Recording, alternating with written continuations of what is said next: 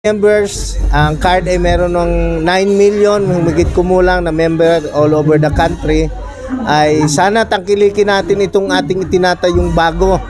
At ito ay para sa inyo, lalo na doon sa mga sari-sari store owners, para lalong mas mapalakas natin ang mga sari-sari store. Maraming salamat.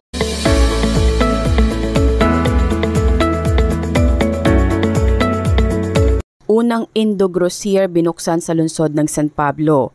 Noong nakaraang Miyerkules, 15 ng Nobyembre ay binuksan ang kauna-unahang Indo-Grocer sa lungsod ng San Pablo. Ayon kay Card MRI Founder Chairman Dr. Jaime Alip, ang Indo-Grocer ay nabuo dahil sa pakipagtulungan ng Card MRI at ng Salim Group mula sa Indonesia upang tulungan ang mga sari-sari store at mga miyembro nito na makakuha ng mas murang paninda upang maibahagi din ito ng mura sa kanilang pamayanan at mapataas ang kita nila.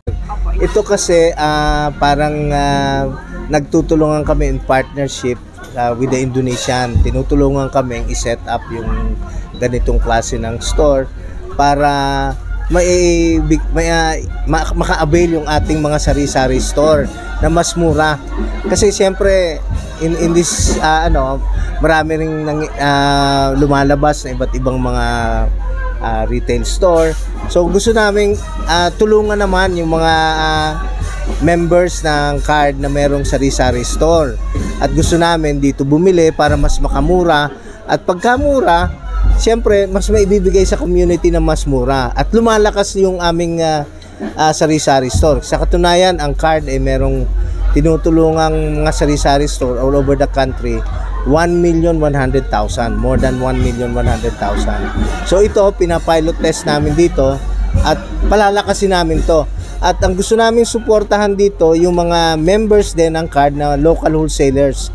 Ganito rin ang gagawin namin. At kung walang local wholesaler na member ng card sa isang lugar, magtatayo kami dito para naman yung ibang members ng sari-sari ng card na may sari-sari store, doon naman sila makapunta at mabili. End of this year, we want to establish 15 stores like this. Pero meron na rin kaming tinutulungan na 15 local wholesalers.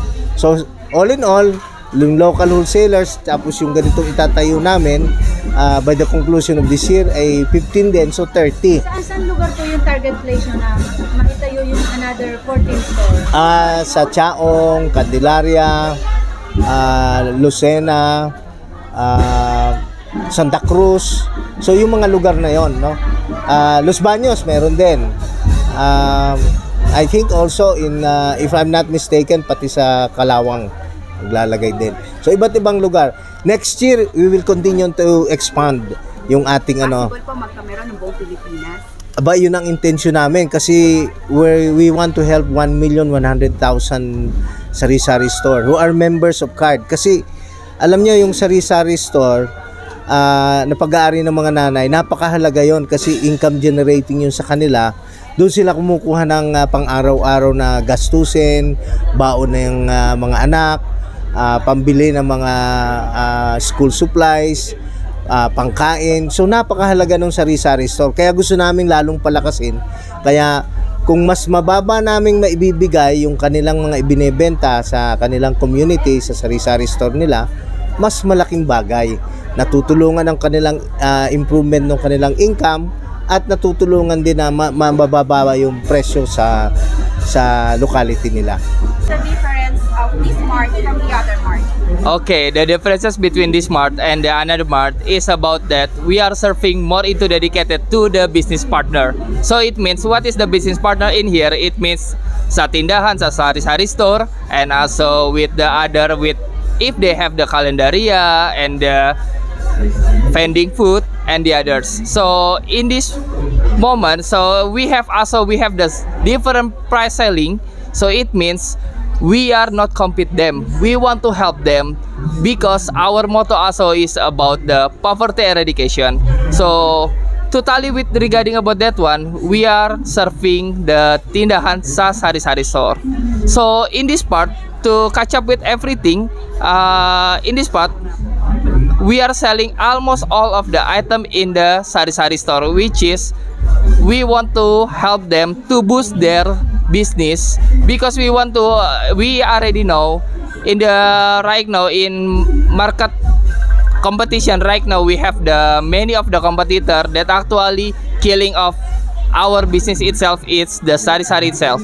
So right now in here we want to serve them so they can survive, and we will engage with them, and also we will engage with the people that have the business also. For example, they have also the private label, so we will sell their product, and then we will help yung also the local producer in Philippines. Na meron na pong agusan dito sa Barangay San Rafael. Buti nga po at meron na dito, malapit na ang pamilihan namin, hindi kagaya papunta pa kami ng San Pablo, pareho din lang naman ang presyo.